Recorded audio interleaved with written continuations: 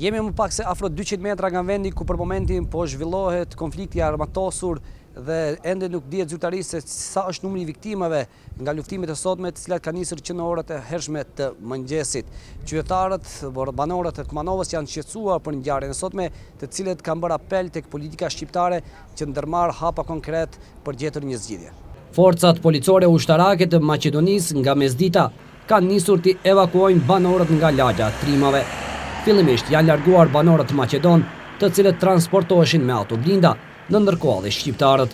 Ata ishin të trishtuar nga ajo që po ndodhte sot në këtë pjesë.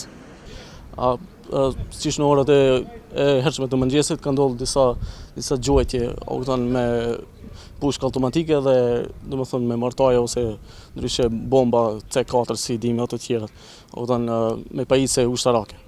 Domethënë shkaku nuk e dim na cila ndodh, në kati civil, që rrin, që gati 15 orë, edhe nuk kemi informata se kush qysh është vra auton.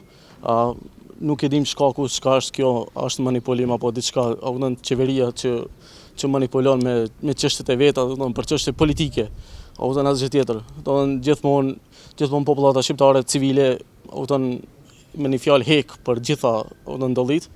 A keni qenë ndjeni se mund të ishin stacionuar forcat temi shqiptar apo për çka supozohet? Jo, nuk kemi qenë ndjeni, ne pasi banojmë këtu këtë lagje,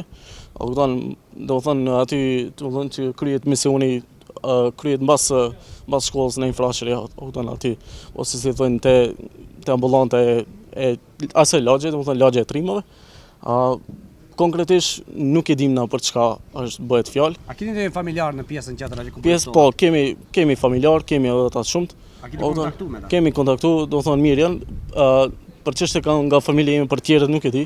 Kam informata se janë larguar, gjinia femërore, kam vetëm ajo gjinia mashkullore që duhet ka nejtë për mbrojtjen e shtëpisë. Cilët ishte apeli juaj drejtuar politikës shqiptare këtu në Maqedoni?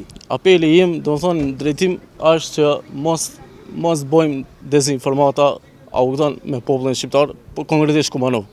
Se na e dim se viti 2001 çka ishte, fitua populli, u keqën disa njerëz të pandërgjershëm. Realiteti nuk o të e dasht kërkush.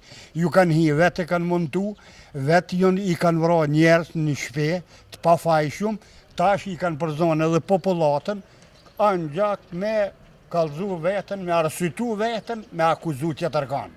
Tash populatën i kanë përzon penaltit. Kretë në kanë përzon, por me arsytu vetën. Ku jetoni jo? Jetojnë në atë pjesë? Por në qatë pjesë jetojnë, bile me të thonën drejten, nuk i kam 500 metra për aty.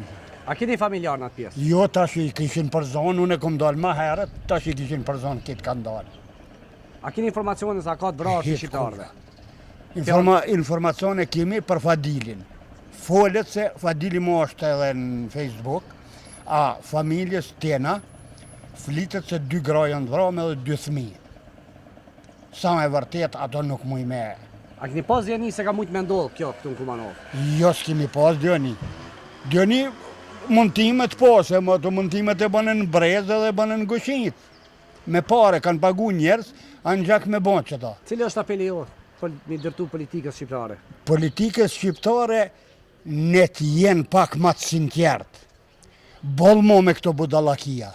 Burët e kanë qëtë në ardhën këtu.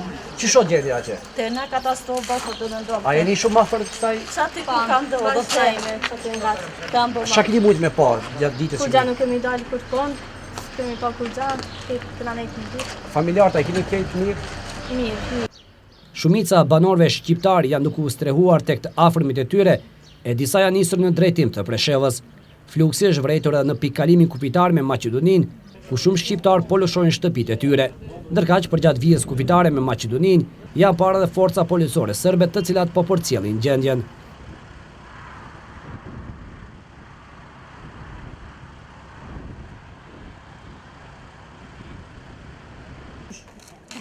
Po largën a qënë e bu, ishën po ecë.